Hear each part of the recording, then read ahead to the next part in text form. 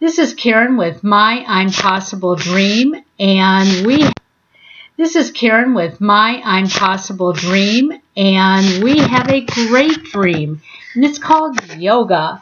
And it doesn't mean you have to turn yourself into a pretzel, because I've been reading up a lot about yoga, especially for senior citizens, and they can sit in a chair and stretch and breathe, and even kids on the spectrum who may not, totally understand what's going on, they can do yoga as well. Absolutely. And it's very good for them. So, Jim, welcome to My I'm Possible Dream. And you quit your teaching job? I did. I did quit my classroom teaching job to teach yoga in multiple settings and across multiple populations. My main focus, though, being kids with special needs and on the spectrum. So, when you were, how long did you teach? Let's start there. I was an intervention specialist for almost 17 years. So for 17 years, you were in the classroom, and then just one day you decided enough? Well, I guess it was a work in progress. Several years ago, I started looking at different ways the students I taught what could they do outside of the classroom? Our kids were not really ones who would participate in organized sports, but they needed exercise and fitness and just outlets to help manage behavior and just something else to do. So I did my first children's yoga training, and it was with Childlight Yoga, and I loved it. Immediately fell in love with that training and thought, this is such a wonderful thing to do with children. And then went to school and thought, how do I incorporate this then in my classroom and across our school building? Then luckily I found Yoga for Classrooms, and Yoga for Classrooms was a program that's affiliated with Childlight Yoga. They're the same parent company, and Yoga for Classrooms was a way to incorporate different yoga poses, seated, standing, different breathing techniques right there in a classroom setting. So not rolling out mats, not getting your typical yoga studio setup, but something you could do with 25 or 30 students in a classroom. And it was meeting the needs of students of multiple ages, multiple abilities, and making a difference. So just teaching kids that simple thing like taking a deep breath can totally change performance or perspective or mood. So saw great success with that, and then just continued to do multiple trainings through multiple ages and abilities, and then took the creative relaxation training, and that's specifically geared towards kids on the spectrum or with special needs. It's interesting because I've been going through some physical therapy, and they don't call it yoga, but that's what you're doing. So for instance, I've been doing water therapy, and I notice that a lot of the movements that I'm doing in the water, they're yoga breathing exercises. Why is it that a physical therapist doesn't want to admit that that's what we're doing? Because now that I know that's what I'm doing, I'm more relaxed and I'm more able to do the movements. I think people get intimidated by the word yoga. There's such a misconception of what yoga really is, and so many people think that you're sitting cross-legged, holding your hands and chanting Om to a Buddha statue, and that's so not what it is. The beautiful thing about yoga is that it makes us be fully present in that time and space and where you are. Whether it's you doing your physical therapy in a pool, you're fully there and you're really focused and thinking about what you're doing with your body and the way that you're breathing. And in a world that we're in today that's so busy and so instant gratification, whether it's tablets, devices, and just all of the stimulation and all of those things that are around us, doing something like yoga, forces you to be fully present. And I think the only reason why people steer away from calling it yoga is because it comes with can come with such a misnomer about what it really is in so many settings, especially in school or a therapy session. So let's go back and talk about the child who's on the spectrum. Sometimes they're very difficult to communicate with, and yet you're trying to teach them how to breathe or to move. And I'll use Alex as an example. Alex is very high functioning, and yet when he went to therapy, he would sit there and the therapist would tell him, you know, this is what I'd like you to do. And he'd look at the therapist and go, sure. And then he'd go home and just do whatever he wanted to do. Mm-hmm. How do you communicate with someone who's on the spectrum to get them to breathe, to move, to roll their shoulders?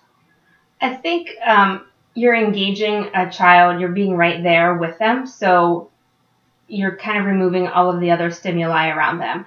We use a lot of things like this breathing ball, a Hoberman sphere is its official name, but it gives a great visual of inhaling and exhaling, so it expands and contracts. So giving kids, especially on the spectrum, the visual model or the visual prop to look at, to hold, to touch. Oftentimes when I'm instructing kids with autism, we use the flip chart, and so it has the picture. And so you can turn off your voice. Quite honestly, it eliminates another stimulation factor out there in the world. And so you can just give them, you know, a breathing ball to look at, a picture to look at. You can touch or tap on a mat, on a hand, on a back, just to guide them into where they go. So you can eliminate so many things that are distracting or overstimulating to them, and again, get them to be fully present and then engage. Now, I see your husband sitting next to you, and he's just shaking his head like he really, really understands this. So is this something that you practice on him? We talk a lot. Go ahead.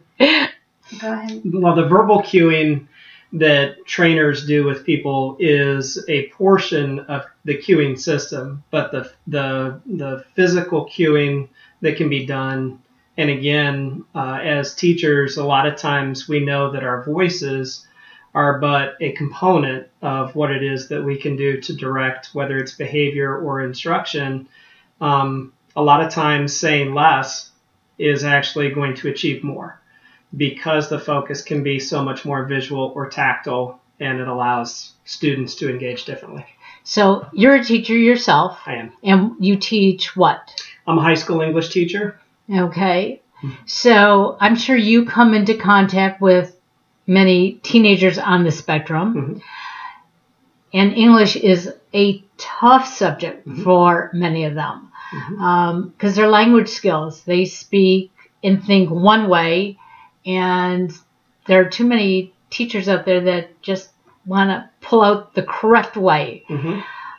How do you react to that? Well, the first 2 years that I taught as a special ed teacher, and so I have a special ed background myself, and that really made a very strong influence on my regular ed teaching as I was going through and doing my teaching.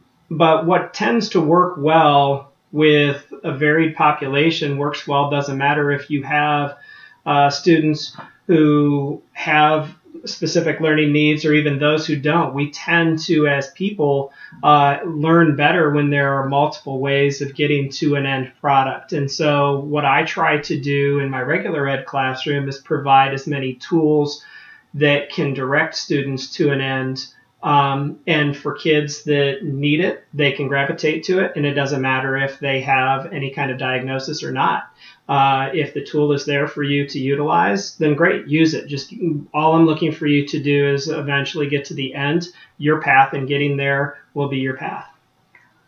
So basically, that's what yoga is about too. It's finding your path. Absolutely. And once you find your path, you sort of find your freedom, you find your happiness, you find your center. Absolutely. Become very grounded. Mm-hmm. So 17 years in the classroom, and now you're totally independent. So how does that make you feel?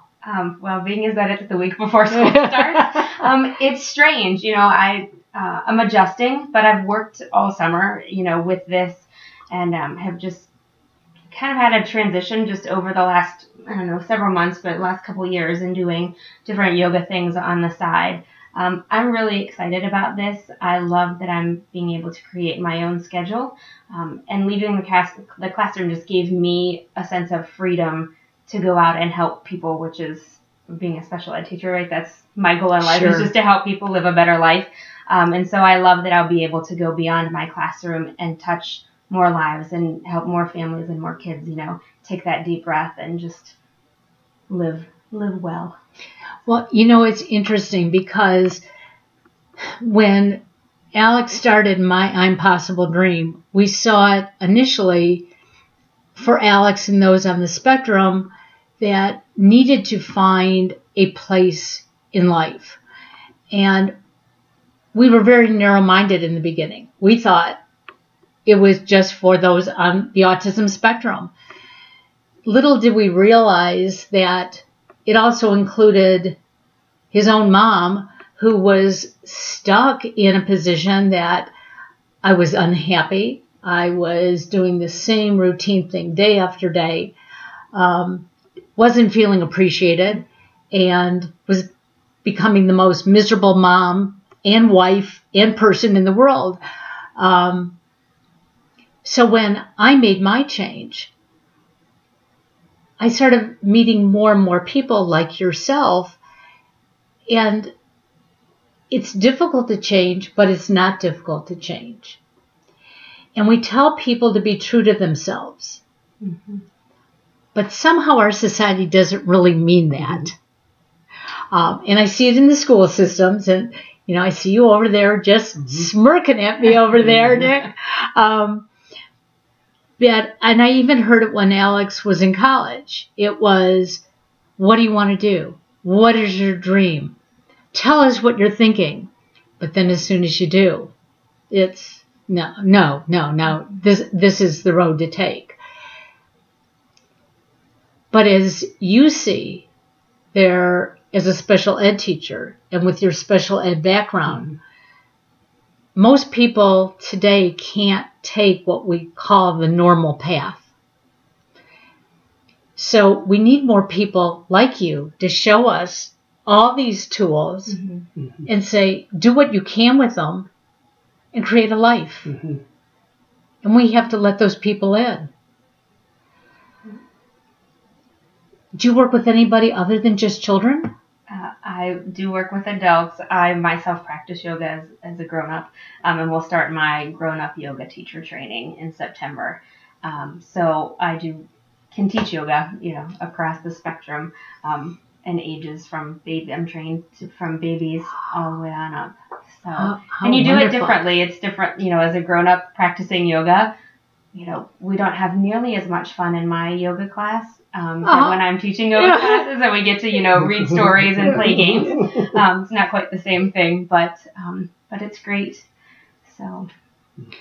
So I've been writing blogs for the senior citizen health industry, and I'm finding more and more information on yoga for the senior citizens, that it helps them think.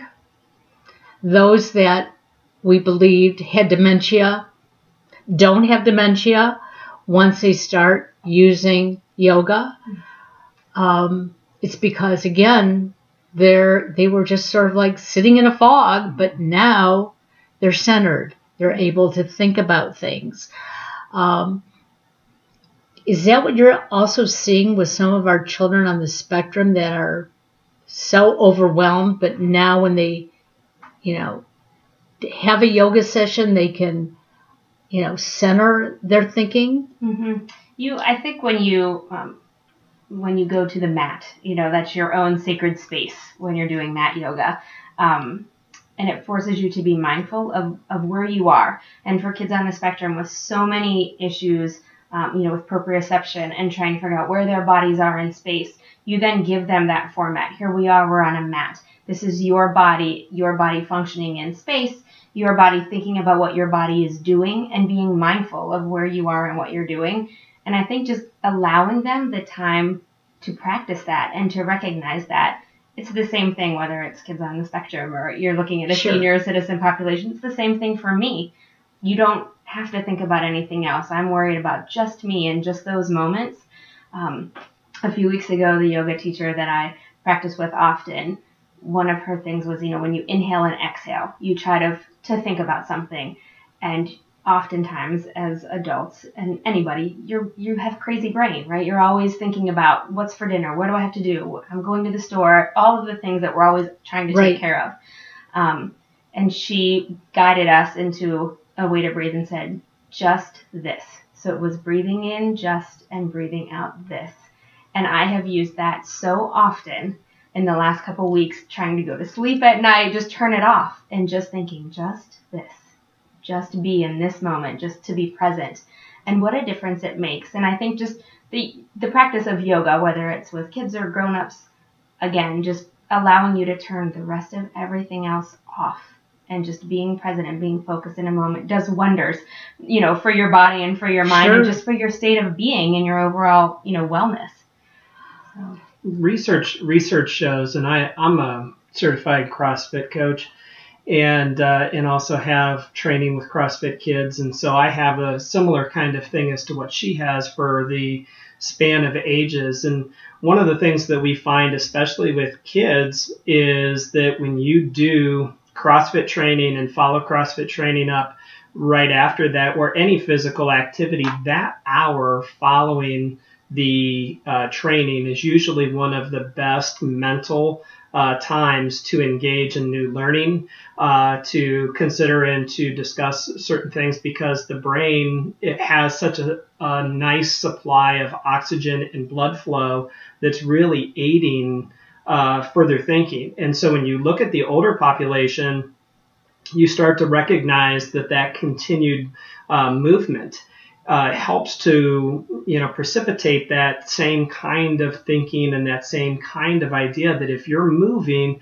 your brain will still function. And it's interesting. I mean, we've had, there have been a number of studies done through the CrossFit community about the fact that, what the brain actually physically does, because it is being supplied with more and more oxygen-rich blood, and how it continues to form greater and greater schemata, that there is a stronger density of the brain at that with people who are very physically active. And that's one of those things that I think any fitness program, whether it's yoga, whether it's any kind of movement at all, is trying to continue to push away the notion of decrepitude just creeping in, and you're trying to push that away to its furthest extent. Any kind of movement will allow that to happen and build on those academic and that cognitive process. I mean, this is interesting because, again, when I was growing up, you're right, yoga was considered that, you sat on a mat on the floor with your legs crossed, and you did go, and there was some weird-looking guy in front of you, and it was Eastern religion, basically.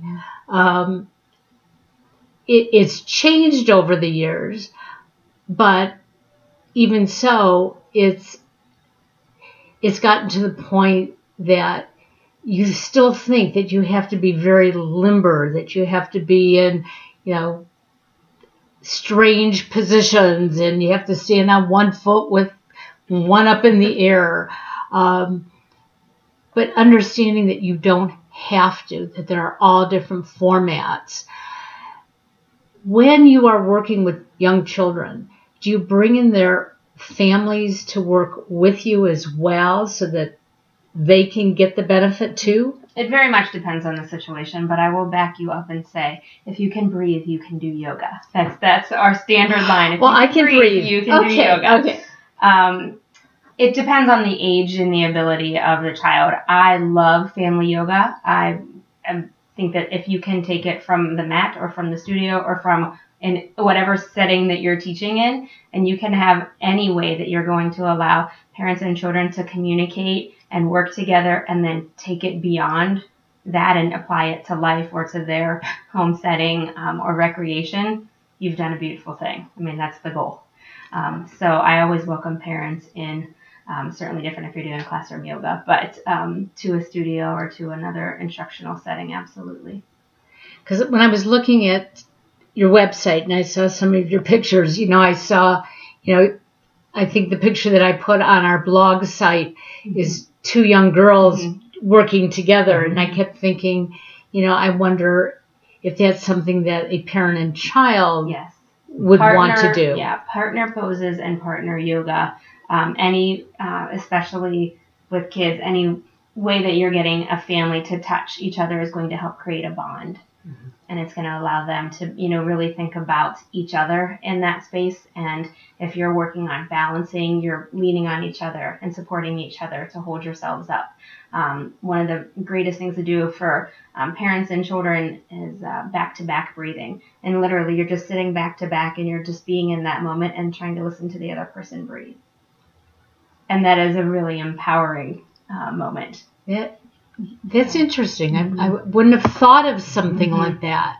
But it gives you time to actually also relax, which most of us don't take the time for, including myself. I don't know what relaxation is. You talked about helping yourself sleep. You talk to me about that a little bit more, because many on the spectrum, especially when they're going through their teenage years, they are not sleeping well. Too many of them are on many, many medications that are helping their brains, but also messing up their brains. How can we help them sleep with this? I think in teaching them different techniques, for me, I know my husband here makes fun of me all the time and says, you spin plates, like I'm the person in the circus that's constantly spinning all the different plates, because I have that crazy busy brain. And that's Alex too. Yeah, I think it's many of us. It's just part of our nature, especially as women. I think we just multitask, But one of the things to teach them, to teach kids, and to teach you and I, that notion of being present and focusing on the breath and trying to turn the rest of it off. The breathing ball is one of the things I like to use all the time. An inhale and an exhale thought, whether it's just this, just breathe, counting in and counting out, like counting up and down to breathe in and breathe out. So counting in for the same number, and then counting out. We call that in Yoga for Classrooms, we call that countdown to calm, but it's used widely in all kinds of yoga settings. But you're breathing in for a count of 5 and then breathing out for a count of 5. Again, it's when you're focused on that and you're focused on your breathing or something else. Beanie Babies are a good thing to use, like on a child's belly. So they're just watching their belly go up and down, so breathing in and breathing out. Or the candles, just the battery-operated candles that change color. So then children will begin to focus. It's kind of like a nightlight, but it also, the pattern of the color changing light. Again, taking away all of the other stimulation and giving them one thing to focus on. That really helps to calm the nervous system and kind of get them into that state of relaxation. I love that. Lots of different things. Yeah. So I'm going to have to start trying a few of those and sort of telling Alex about them. Self-regulation is such a big thing, and especially with the teenage mind, I find as a teacher, helping students recognize when they're starting to go down that pathway, when they're over anxious, when they're overly tense. And I see it with my students. I work with some very high achieving students in the AP classes, and we've even worked through, as Jen has referenced, the Yoga for Classrooms materials, that will actually use those as a way to aid them in test preparation. Because test anxiety becomes such an inhibitor to them actually demonstrating what they know and what they are capable of performing, that just having them learn some of these things and recognize, when do you know that the signs of this are starting to come up and you're starting to get overstimmed, or you're starting to get a little too anxious. If you're starting to feel this, then here, try this. That kind of strategy approach is important, because it can really sabotage performance, especially in the classroom. And much like what you're saying about at the end of the day, if they don't recognize that they're overstimmed, or if they're not recognizing the fact that there's a little too much, it's hard to come back down off that. Right. And I know for myself, I've always been a poor sleeper. I can easily fall asleep. It's staying asleep. And you're right. I wake up and I'll think, oh, I have to get that prepared for tomorrow. and I'll lie there thinking about it. I'll fall asleep, but then I'll wake up and I'll think about one more thing that I have to do. And it's like when I wake up in the morning, I'm exhausted from all those things, but I don't remember all those things. Right. Okay, I just know that I made a list all night long. And I know that I should be doing these techniques, but sometimes you have to reinforce. You've got to go back and be told by somebody, and it's okay that we forget them, but then we just have to implement them. Is the way you put it. It's the same way with any kind of lifestyle change. If you want to lose weight, you have to exercise. You've got to cut out those calories. You got to take care of yourself. So what's next on your agenda? How is this going to grow? How can we help you? Well, we are participating in the Walking Out for Autism Speaks in a week and a half. It's coming up.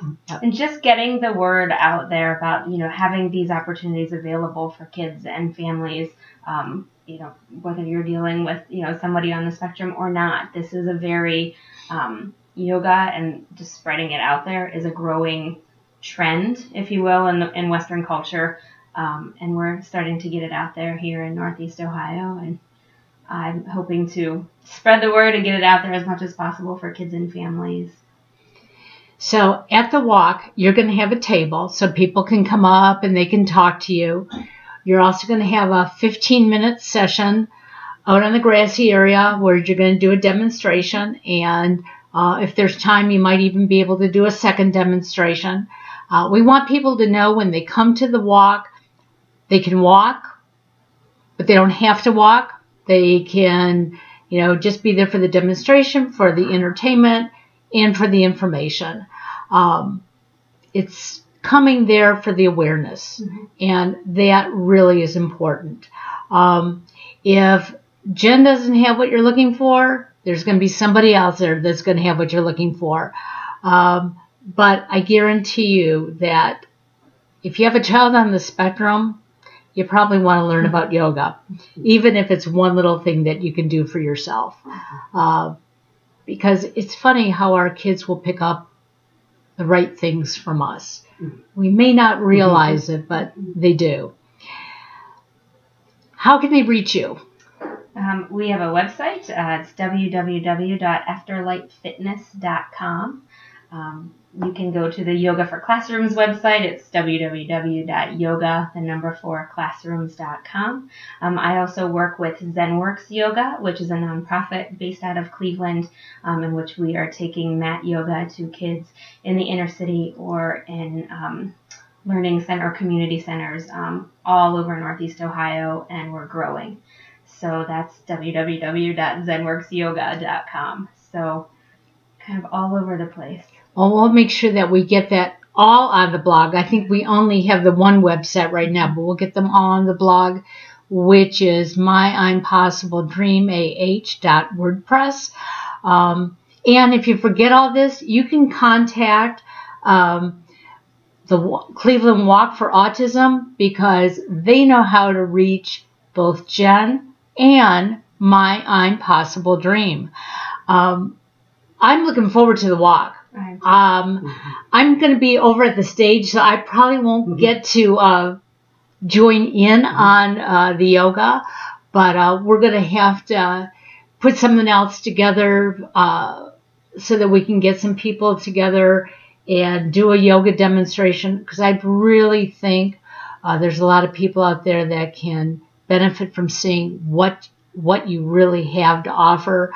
I have to tell everybody that when I met Jen last week, it only took me 2 minutes to find that connection. I was relaxed, and I don't always get that way, but there was just something about the way you described what you want to do that I just knew that I had to learn more. and I have to take some of your teachings, and whether I get one of these balls and open it up and close it and breathe with it. And I know you all can't see what I'm doing, but this is like an infant toy. You can get them at science stores or Science educational stores? stores. You can get it on Amazon. Okay. I know I've seen babies have these, and it's just like on a springy thing, and you open it up, and it's wide, and it's like a big globe. And then when you close it, and it looks like a star. And it's relaxing. And I'm going to fall asleep here at the microphone. We'll have great energy at our table. Right, we will. But simple little things like this can bring those levels down. Absolutely. In our Yoga for Classrooms training, we talk about different breathing techniques, and there's an entire paragraph that speaks about the importance of breathing. That one good breath, can help you from making a bad decision. One good breath can help you from raising your voice at your child. One good breath can make you change your mind about something. And the very line in it, and it gives me chills, I have them now, that says, "Can you just imagine what a lifetime of good breaths will do?"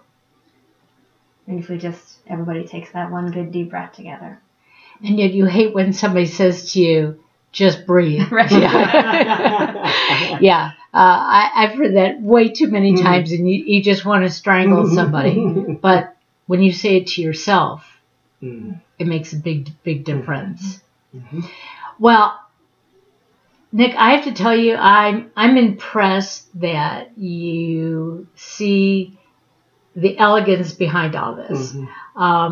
It's difficult to say to your spouse after 17 years, okay, give up a great teaching job, give up that guaranteed salary, and follow your dream.